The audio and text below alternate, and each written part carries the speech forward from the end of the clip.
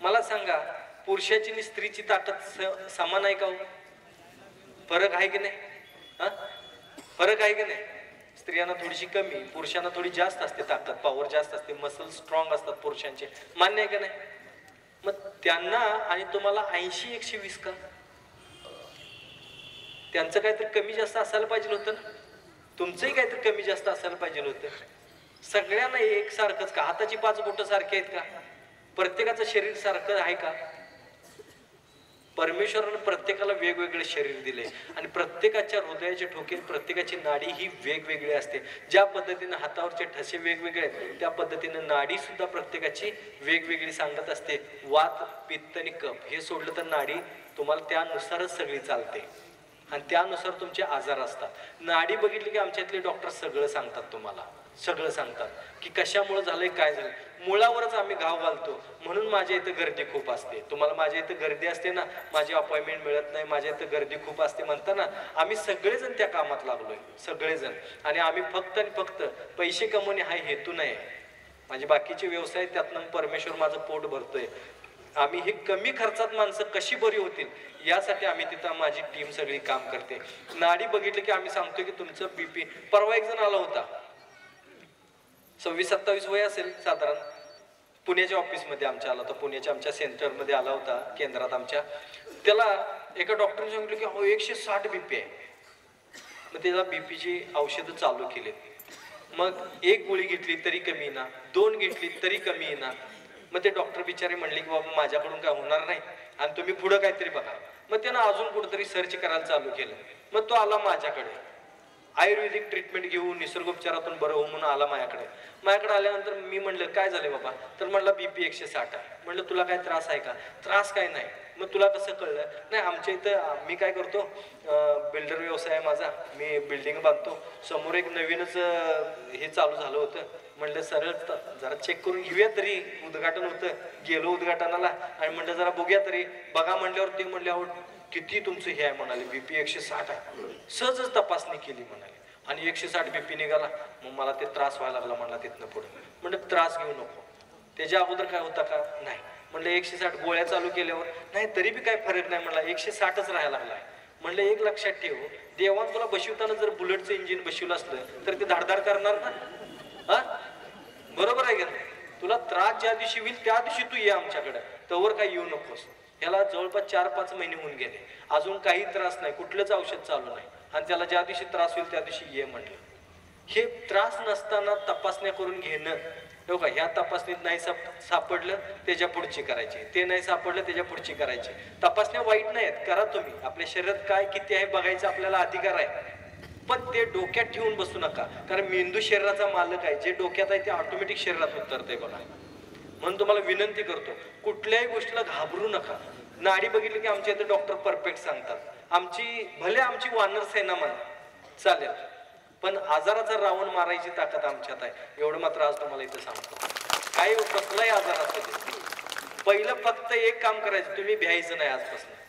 कुठल्याही गोष्टीला घाबरू नका. किती मोठा आजाराचा रावण असू दे, आम्ही आहे ना त्यासाठी. तुम्ही राम व्हा, आम्ही सैनिकून तुमच्या सोबत येतो. आम्हाला नको काय? काय वानरांना पगार दिला असेल का प्रभू रामचंद्राने? काय दिला असेल सांगा? अहो हिम्मत, मारुतीसारखी हिम्मत ठेवा तुम्ही. तुम्हाला माहितीये का मारुतीला काय अडचणी आल्या नाहीत का? रामायण बघितलं का सगळ्यांनी? रामायण मध्ये बघा सगळी रडलीत. दशरथ राजा रडला, मुलगा ज्यावेळेस वनवासाला निघाला. दशरथ राजा मेला त्यावेळेस त्याच्या 3 राण्या मेल्या, रडल्या. बरोबर आहे की नाही? भरत शत्रुघ्न ज्यावेळेस रामाला 3 महिन्यानं भेटायला आले, पादुका न्यायला रडलेत का नाहीत? भरत शत्रुघ्न रडलेले बघितले का नाही तुम्ही? नाही का? हा, मग ते आम्हाला कळू दे तुम्ही बघितले का नाही. मला सांगा, वाली रडला. रामानं ज्यावेळेस त्याला आडानं बाण मारला त्यावेळेस वाली रडला. म्हणला काय माझं पाप होतं, काय चुकलं होतं, समोर नेऊन का मारलं नाहीस, साईडनं का मारलंस सांग, झाडाच्या आडानं का बाण मारलास मला. म्हणून रामाच्या समोर वाली सुद्धा रडला. सुग्रीव सुद्धा रडला ज्यावेळेस वालीनं त्याची बायको नेली. प्रभू रामचंद्र रडले ज्यावेळेस समुद्र वाट देत नव्हता, त्यावेळेस चिडले, रडले आणि चिडले. लक्षात घ्या, समुद्र सुद्धा रडला ज्यावेळेस रामानं बाण काढला. रावण सुद्धा रडला ज्यावेळेस इंद्रजित मेला. लक्षात घ्या, कोण बिन रडता राहिलं सांगा? सीता सुद्धा रडली अशोक वाटिकेत राहून. लक्ष्मणही रडला. मी रेष मारल्यानंतर सुद्धा वहिनी आमची ती रेष ओलांडून गेली. मला रेष मारून जायला नको पाहिजे होतं, मलाच इथं थांबायला पाहिजे होतं, माझी चूक झाली म्हणून लक्ष्मण सुद्धा रडला. एक माणूस फक्त त्यातला रडला नाही, एकच, ते म्हणजे हनुमान. कुठं रडला दाखवा बरं. आणि सगळ्यात जास्त हिंमत त्याच्याकडेच होती. 1400 किलोमीटरचं अंतर, श्रीलंका ते थांबलेलं समुद्र किनारा, ते श्रीलंका, लंका जे आहे ना, लंका आणि जे थांबलेले ना, 1400 किलोमीटरचं अंतर होतं. तुमच्या आमच्यासारखं काय म्हणलं असता, आयला काय आता त्याला जहाज बघायला पाहिजे, नाव बघायला पाहिजे. तो म्हणला काय झालं, कुठं जायचं आहे, तिकडं ना चाल म्हणला, गेला, उडी मारली. त्याला काय अडचणी आल्या नाहीत का? शिंकीने आली, बरोबर आहे का नाही, लंकीने आली, सुरसा राक्षसीने आल्यात का नाही, सगळ्या राक्षसीने आल्या का नाही. कुणाला तो नमला का? तुम्हाला आम्हाला सर्दी खोकला झाला की आम्ही लगेच नमलोच त्याच्या पुढे, मरतोय का काय. अशी किती राक्षसी द्यात, हिम्मत ठेवायचं. तुम्हाला माहिती आहे हिम्मत असल्यानंतर काय होते, ज्यावेळी लक्ष्मणाला बाण लागला, संजीवनी बुटी आणायला कोणी गेला? संजीवनी बुटीनं लक्ष्मणाला जिवंत केला का नाही. मग तुम्हाला आम्ही जर समजा मारुती येऊन जर वाचवत असेल तर काय हरकत, आम्ही आणतो ना तुमच्यासाठी, जगात नाही ते. तुम्ही काय टेन्शन घ्यायचं नाही आजारांचं. आजपासून आजार बिजार काय कुठे डोक्यात घ्यायचं नाही, तर आम्ही आहे, काय वाटतं ते होते. जगात जे नाही ते आम्ही तुमच्यासाठी आणतो. या वनस्पती मला सगळ्या माहिती आहे, सगळ्या माहिती आहे, तुम्हाला सगळं सांगा. युट्यूब वरती बघा, अधिक माहिती पाहिजे असेल आमच्या इथं फोन करा, त्या फोनवरती विचारा आणि घरच्या घरी इलाज करा. माझ्याकडे पण यायची गरज नाही. आणि जरी आली तर आमची सगळी टीम आहे तुमच्यासाठी. 200-250 लोक आम्ही काम करतोय. आम्ही 200-250 लोक मिळून तुम्हाला एकट्याला बरं करू शकत नाही का? मारुतीनं सगळ्या अडचणीवरती मात केली. आणि लक्ष्मणासाठी ज्यावेळी संजीवनी बुटी आणायला चालला होता ना, लंका कुठं आणि हिमालय कुठं, भारताचं हे टोक ते टोक. आणि सुखेन वैद्य काय म्हणला, एका रात्रीत आणायला पाहिजे संजीवनी बुटी, एका रात्रीत आणायला पाहिजे. वेळ महत्वाची होती. तुमच्यासाठी आम्ही वेळ पाळायला तयार आहे, तुम्ही वेळ पाळा, काय काळजी करू नका. आणि ज्यावेळेस हनुमान निघाला ना, त्यावेळी रावण ग बसला नव्हता, रावणाकडे पण गुप्तचर होते. ते लगेच सांगत निघाले, हनुमान निघालाय बघा संजीवनी बुटी आणायला म्हणून. बघितले, माहिती आहे ना. त्यावेळेस रावणाने एका राक्षसाला बोलवलं. कुठला राक्षस? कालनेमी राक्षसाला बोलवलं. म्हणला एका माकडाला अडवायचं आहे, त्याला जाऊ द्यायचं नाही म्हणला संजीवनी बुटी आणायला.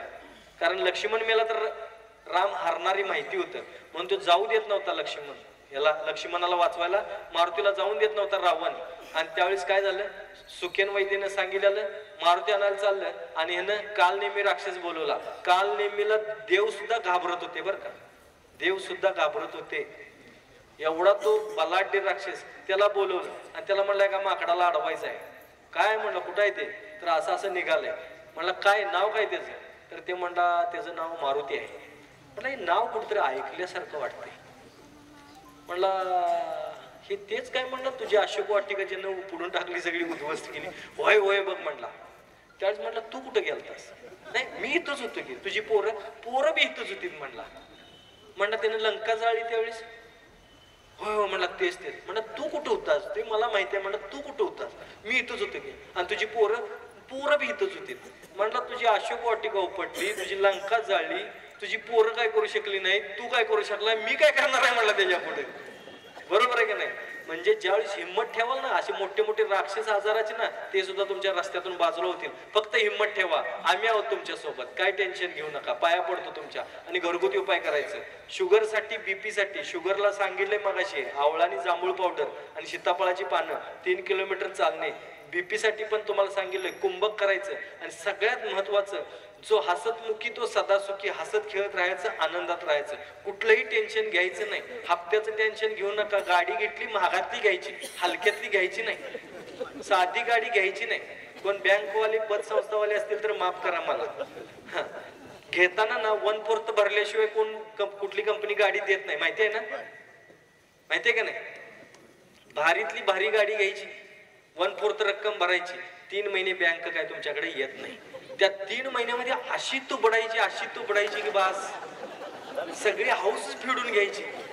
घालायचं असं गॉगल बिगल, बायकोला घ्यायचं, बायको म्हणा पाहिजे नवरा पेटलाय का काय, काय झालं काय, त्याच्या डोसक्यावर परिणाम झालाय काय, काय नाही म्हणा तू बस, अजून एखादा गुंटा ऐकतो, काय टेन्शन घेऊ नको, काय कुणाला ठेवायचं नाही. मस्त मस्तपैकी. बायकोला म्हणाय तू बी चालली होती म्हणजे अहो मला येत नाही, ठोक कुठं तरी करे बस. 3 महिने तुबडायची आणि ठोकली की रिपेअर मात्र करायच्या नादाला लागायला. लोकांनी म्हणायला पाहिजे एवढ्या महागातली गाडी ठोकली तरी बघत नाही, काय डेअरिंग आहे माणसाकडे. अहो डेअरिंग दिसलं पाहिजे. बायकोला घ्यायचं गल्लीतनं 4 फेऱ्या अशाच मारायच्या पोरांना. बायकोला घ्यायचं कुठल्या ह्या पाहुण्याकडे जा त्या पाहुण्याकडे जा, किती वाळू देते 1 रुपया द्या पाहुण्यात. हा त्यांचं जीवन यायचं दिवस नुसतं 3 महिने बाहेर काढायचं बघा. आणि 3 महिन्यात हप्ता 1 सुद्धा भरायचा नाही.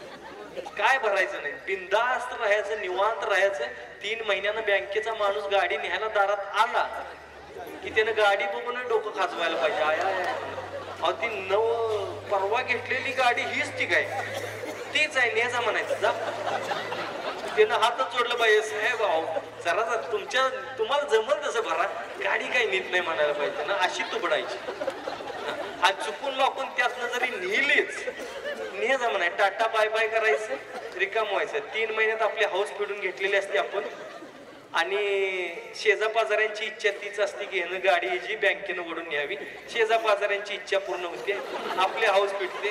कर्जाचं काय व्यांग बघू ते तिकडं, गाडी नेलीस कर्ज बी तूच फेड जा म्हणाय, तूच फिरव जा. स्क्रॅप वर घालता नाही तर कुणाला तरी 1000 रिपेअर करून.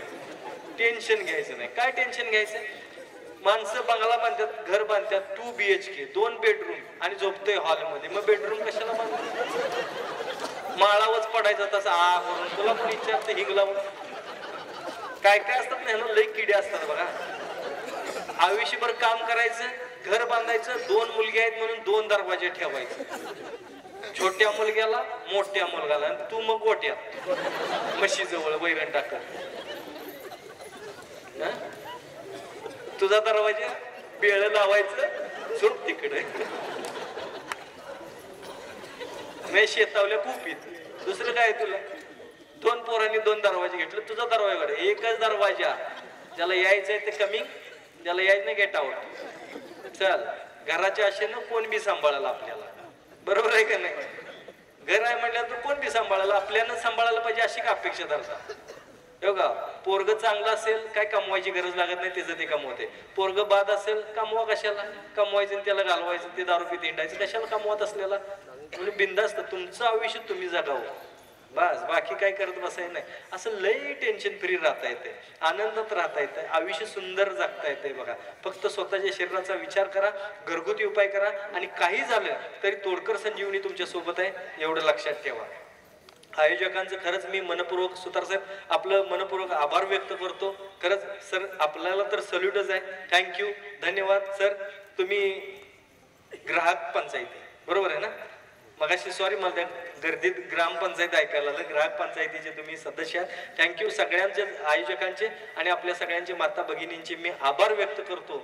आणि सगळ्यांना एक गोष्ट जायच्या अगोदर एक महत्वाची गोष्ट सांगतो आणि मग आपलं हे थांबवतो. कारण कसं होते मध्ये मध्ये मध्ये शेवटी आभार मानायच्या अगोदर सगळे उठून जातात, म्हणून पहिले आभार मानून घेतले. लास्ट शेवट तुम्हाला सांगतो कसं राहायचं, कसं जगायचं, काय करायचं. मला सांगा, तुम्हाला सगळ्यांना शरीर चांगलं पाहिजे का नको, निरोगी पाहिजे का नको, त्याच्यासाठी काय करायला पाहिजे ते माहिती आहे तुम्हाला. 5000 वर्षापूर्वीपासून आपल्याला सगळं ऋषी मुनी सगळे साधू संत सगळं सांगत आले काय की शरीर शुद्ध पाहिजे. आपलं काय पाहिजे, शरीर शुद्ध पाहिजे. किती लोक शरीर शुद्ध करतात, वर्षाच्या वर्षाला झाडं सुद्धा आपली पानं गाळतात, नवीन पालवी येते, बरोबर आहे का नाही. म्हणून ती दरवर्षी तरुण दिसतात. तुम्ही आम्ही दरवर्षी म्हातार होतोय वाढदिवस घालून. हा केक कापायचं किती लागलं, एवढं लागलं एवढं लागलं. मी अजून स्वतःला म्हातारा समजत नाही. हा माझं वय 56 नाही, 56. हा काही टाळ्या वाजवण्यासारखं नाही हो, एवढा काय म्हातारा नाही घ्या. आता 50 पास केले, आता 56. आता आपण जगायला पाहिजे ना, बरोबर आहे का नाही. हा फक्त कसं आहे की टकाटक राहतो. आता हे ड्रेपरी काढली आणि नंतर आता टी शर्ट घातला की तुम्ही ओळखणारच नाही. या ड्रेपरीवरतीच ओळखतात. टी शर्ट घातला, ट्रॅक पॅन्ट घातली की मला ओळखतच नाहीत. हा गंमत आहे. पोरग्याला पोरगी बघायला गेलो होतो परवा, अजून त्यानं काय तसलं काय लपडं बिपडं काय केलेलं नाही म्हणून बरं आहे. तर पोरग्याला पोरगी बघायला गेलो होतो, पोरगी ट्रे घेऊन आल्यानंतर एकदा त्याच्याकडे नाही एकदा माझ्याकडे बघत होती ना, आईला खुणवत होती ह्यातलं कुठलं आहे. उगाच नुसतं म्हणाय नाही मुलगा मोठा झाला की मित्रासारखं, तू त्याला मित्र वाटला पाहिजेस ना. तू मग त्याला मित्र समजतोय पण त्याला तू मित्र वाटला पाहिजेस. तुझे गेलेले पोट पुढं आलेले. आणि माता भगिनींना विनंती करतो, नवऱ्याला जर तुम्हाला खरंच तुम्हाला चांगलं आयुष्य जगायचं असेल ना, तर आपल्याला माहिती आहे पोट पुढं आलंय, काय काय झालंय, आपण गाडीवर निघालो की इकडं बघतोय तिकडं बघतोय, सगळं माहिती असते. हा, साडीच्या दुकानाच्या बाहेर ती प्लॅस्टिकची बाई असते ना, तिच्याकडे बी असं बघत उभा असते. माहिती आहे आपल्याला कसलं आहे ते. पण नुसतं म्हणायचं काय तुम्ही भारी दिसताय हो, बघा की साडीच संध्याकाळी घेऊन येते, काय हे करत नाही. आणि तुम्हाला मी सांगतो, आपण एवढी वर्ष राहिलेलो असतो, त्यांच्या हातचं खाल्लेलं असतंय. चव मी काही सांगायची गरज नाही, तुमच्या घरची चव तुम्हाला माहिती असेलच. कधीतरी नुसतं म्हणायचं आहे तुझ्या हाताला चवच वेगळी आहे, चांगलं चांगलं करून खायला लागेल, ती खायचं निवांत राहायचं. हा, हे लय भारी असतात. काय काय डेंजर गोष्टी असतात. परवा आमच्या गावाकडचे मित्र घेऊन मुंबईला गेलो होतो मी. मला म्हणले तू सगळीकडे फिरतो, आम्हाला जरा नी की. एकदा मॉलला नेलं होतं, एका मुंबईमध्ये मोठा मॉल आहे तिथं नेलं. त्या मॉलच्या बाहेर एक ताई उभारलेल्या होत्या साडी गिडी नेसून मस्तपैकी. आणि त्या गेल्याबरोबर त्यांनी लिपस्टिक लावलेली होती. ते लिपस्टिक लावणाऱ्या मुली एक डेंजर हसत नाहीत बघा. हसताना सुद्धा असं नाही, समोरच्याचा गैरसमजच व्हायला पाहिजे. काय करते कुणास ठाव. तसं ती बी आपली माझ्या मित्राकडे बघून असं गेलं, ते तिथंच उभारलं. म्हणलं अरे चल की. नाही नाही म्हणते, मला म्हणते तू जा तुझा. म्हणलं काय झालं, तू जा रे, तुला काही कळत नाही. मला म्हणा तू. अरे म्हणलं काय झालंय. नाही नाही म्हणते, मला तिनं खुनिवलंय तुझा. अशी परिस्थिती आहे. असले कार्यकर्ते असतात. शपथ देऊन सांगायचं, किती तुम्ही सुंदर असता आणि गाडीवर मागं बसलेला असं टू व्हीलर वरती जाता जाता नकट सक्ट दिसलं तरी हळूच बघते का नाही. हा, बायको बुक्कीच घालते मागणं, कुठं बघ दडीकची तरी बी तिकडली मान काढते, इकडे बघते, इकडं पण दिसतंय. असे कार्यकर्ते आहेत राव. अशी जनावर कशी. आपण एक लक्षात ठेवा, नवरा बायकोचं नातं खरंच खूप प्रेमाचं आहे. 100 ठिकाणी बघू ते तिकडे, पण शेवटी ते कुट्ट्याला बांधलेला जनावर एवढं लक्षात ठेवा. तुम्ही जेवढा कासरा सोडणार तेवढंच लांब जाणार, नाही तर काय का नाही, त्याच्या पुढे काही ते जाईत नाही. हाय का सांगा, माझी पण हिंमत नाही बाबा. तुम्हाला वाटत तू हिंडतोय सगळीकडे, हे बॉडीगार्डच पाठवलेत माझ्यासाठी. संशय घेत नाही का रे, काय घ्यायचा संबंध काय होतोय हे बघितलं का कशी आहे ती. आणि तिला माहिती आहे जरी चुकून याला एखादी पटली तर कुठं कुठे हिंडणार आहे याच्यासाठी.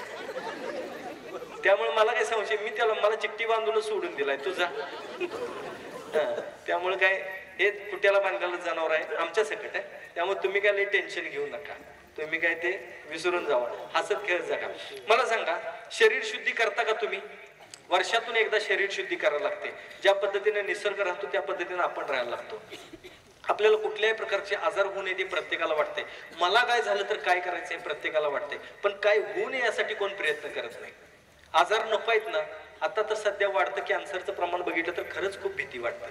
आणि कॅन्सरच्या पाठीमागे सगळ्यात जास्त उष्णता आणि हल्लीचं खाणं पिणं आणि व्यायामाचा अभाव, ह्या सगळ्या गोष्टी आहेत. माता भगिनींना तर पाया पडतो. हे बघा, हे कार्यकर्ते आमचे काय कुठं मावा खा गुटखा खा त्यानं तोंड फाडून घे हे तरी करतील, दारू पी काय कर हे नाही. तुम्ही काय करता? पण पुरुषांपेक्षाही महिलांच्या मध्ये कॅन्सरचं प्रमाण जास्त आहे. तुम्हाला घशाचा कॅन्सर, स्तनांचा कॅन्सर, गर्भाशयाचा कॅन्सर, बरंच काय काय काय काय महिलांना योनी मार्गात कॅन्सर व्हायला. पुरुष मंडळींना मूळव्याधीच्या जागी कॅन्सर, डोक्यात तुमच्या हे झालेत, ट्यूमर झालेत, काय काय झालं. कशामुळे होत असेल हो? काय आहे सांगा की याच्या पाठीमागे दोन गोष्टी. एक तर व्यायामाचा अभाव. तुम्ही खाता, खाण्याबद्दल काही नाही, तुम्ही काही खावावं. कचरा कोंडाळ्यावरचं खाऊन जगणारे प्राणी आहेत, उकिरड्यावरचं खाऊन जगणारे प्राणी आहेत, पण त्यांना कॅन्सर आहे का? त्यांना कॅन्सर नाही.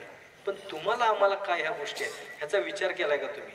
कारण आपल्याला दोनच गोष्टी, एक म्हणजे आपण शरीराची शुद्धी करत नाही आणि दुसरं म्हणजे व्यायाम करत नाही. पाया पडतो कुठल्याही प्रकारचा करा पण व्यायाम करा. आणि दुसरी गोष्ट म्हणजे शरीर शुद्धी करा.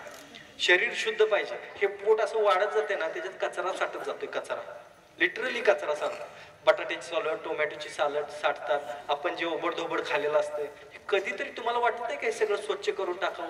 बाहेरने किती महागातला साबण लावा, आत काय तुम्ही काय साबण गिळता का? काय करणार? काय करू शकता तुम्ही?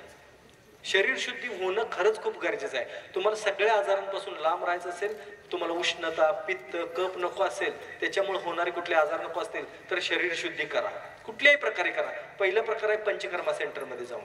पंचकर्मा सेंटरमध्ये गेल्यानंतर पहिल्या दिवशी वमन देतात, उलटी करून घेतात. दुसऱ्या दिवशी बस्ती म्हणजे इनिमा देतात. तिसऱ्या दिवशी पोटाचे मसाज, चौथ्या दिवशी पाठीचे मसाज, पाचव्या दिवशी डोळ्यात, नाकात, कानात सगळीकडे तेल घालून तुम्हाला सगळं स्वच्छ करून देतात. सहाव्या दिवशी फुल बॉडी मसाज करतात आणि सातव्या दिवशी औषधी पाण्याने आंघोळ घालून तुम्हाला सोडून देतात.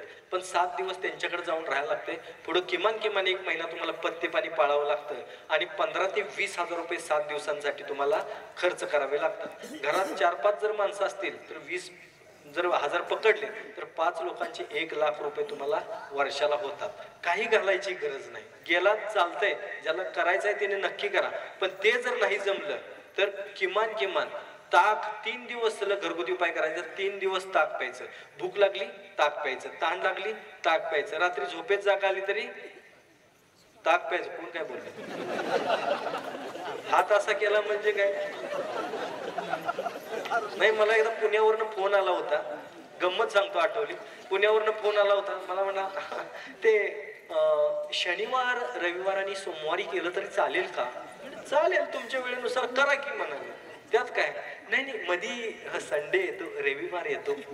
म्हणलं हा होय, मग मध्ये तुम्ही काय कडला घ्या म्हणलं. मी रविवार, सोमवार, मंगळवार करा, नाही तर शुक्रवार, शनिवार, रविवार करा. त्यात काय म्हणलं. नाही तसं नाही, मला सुट्टी आहे शनिवारी, रविवारी आणि सोमवारी मला सुट्टी आहे आणि त्या 3 दिवसात तुमचं ते ताकाचा प्रयोग करायचा म्हणते, केला तर चालेल का? हो म्हणलं चालेल की.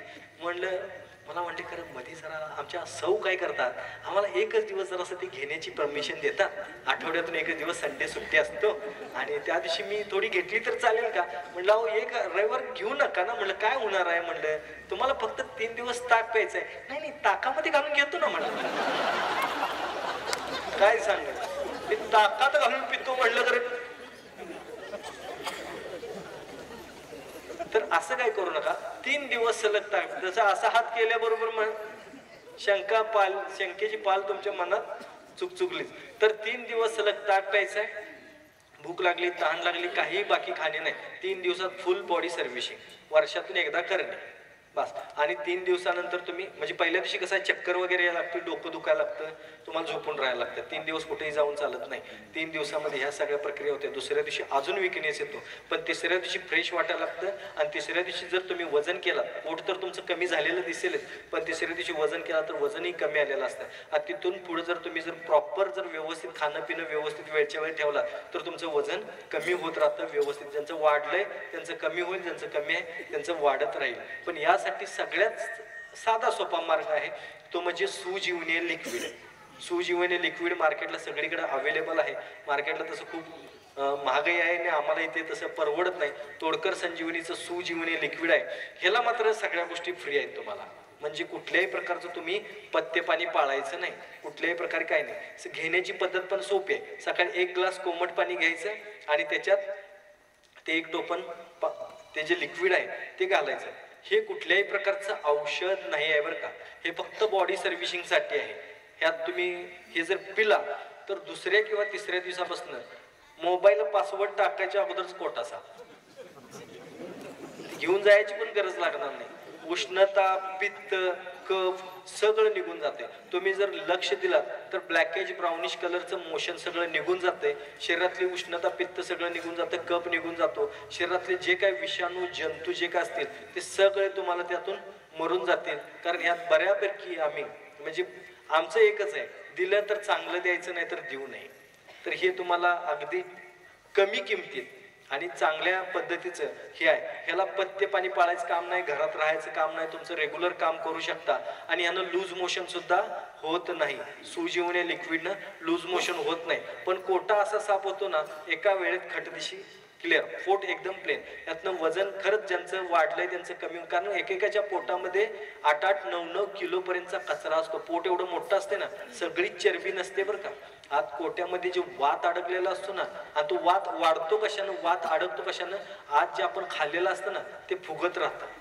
आणि त्यामुळे ते तुम्हाला म्हणजे बटाट्याची सालं, टोमॅटोची सालं किंवा आधीमध्ये जे तुम्ही काय काय खाल्लेलं असतं ना, भले शनिवारचं तुम्ही ती खिचडी वगैरे खाता ना, यानं सुद्धा ॲसिडिटी वाढते बघा.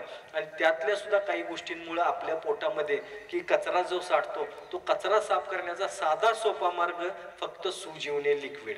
हे सुजीवने लिक्विड तुम्ही वर्षातून फक्त एकदा घ्यायचं. हो का, आता त्याला साधारण मला वाटतं 1500 रुपये त्याची किंमत आहे, म्हणजे मार्केटला जास्त आहे. पण आज जर तुम्हाला हवा असेल तर ते पाठीमागं कुठं आहे, हां इथं तो स्टॉल आहे बघा, त्या स्टॉलवरती तुम्हाला बघायलाही मिळेल, घेऊही शकता. मार्केटपेक्षा थोडं स्वस्त आज 1500 रुपयेच आहे ना, 1500 रुपयेमध्ये तुम्ही घेऊ शकता.